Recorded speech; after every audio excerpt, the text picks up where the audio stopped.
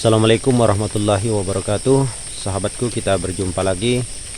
Pada kesempatan kali ini kita akan membahas tentang metode pemupukan pada saat musim penghujan. Nah, sahabatku, untuk musim penghujan sebaiknya kita tidak melakukan pemupukan di area piringan, yaitu pemupukan yang hanya ditabur ya di atas piringan dan atau pada tumpukan pelepah ya. Ini khusus untuk saat-saat curah hujan yang tinggi, sahabatku ya. Karena percuma apabila kita melakukan pemupukan di atas piringan atau di tumpukan pelepah, maka pupuknya akan larut, sahabatku. Dia akan larut dan terbawa air yang masuk di dalam sungai atau di dalam parit ya. Maka yang diserap oleh si sawit hanya sedikit ya. Jadi lakukan pemupukan dengan cara sistem tanam ya, sahabatku. Apalagi untuk area-area pegunungan ya atau area bukit, sebaiknya lakukan pemupukan dengan sistem tanam ya. Jangan melakukan pemupukan dengan dua cara yang sebelumnya saya sebutkan ya, karena besar kerugiannya daripada keuntungannya atau manfaatnya ya. Nah, sahabatku, sistem tanam kita jangan memupuknya di sekeliling pokok ya, untuk sawit yang besar seperti ini. Seperti yang saya jelaskan pada beberapa konten sebelumnya, bahwa akar sawit yang efektif untuk menyerap pupuk adalah berada pada tempat tumpukan pelepah ya, seperti ini. Maka lakukan penanaman pupuk tersebut pada tumpukan pelepah ini juga ya, sahabat. Silakan pelepahnya dibuka dulu ya. Setelah itu para sahabat buatkan lubang ya, kemudian taburkan pupuknya, lalu ditutup ya. Nah, itu yang aman, sahabatku.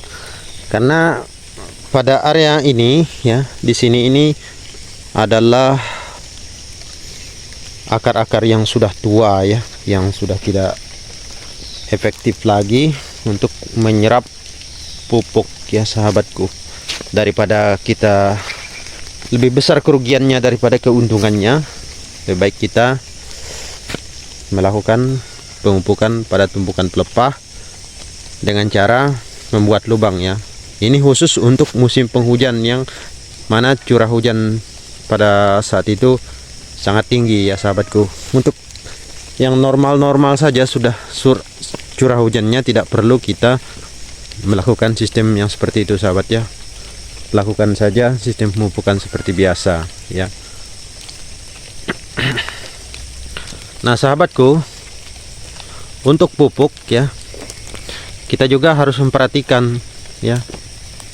Misalkan kita membeli pupuk NPK. NPK berapa yang kita beli? Misalnya NPK 16 ya.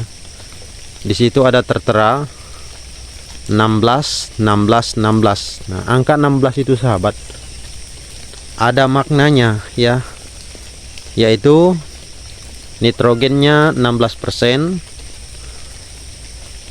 fosfat 16%, dan kaliumnya 16% ya.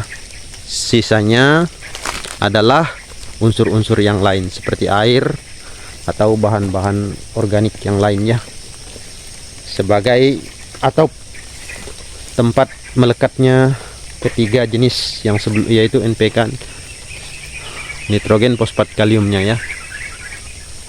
Dan juga di situ terdapat bahan perekat ya, sehingga dia menjadi butir-butir ya.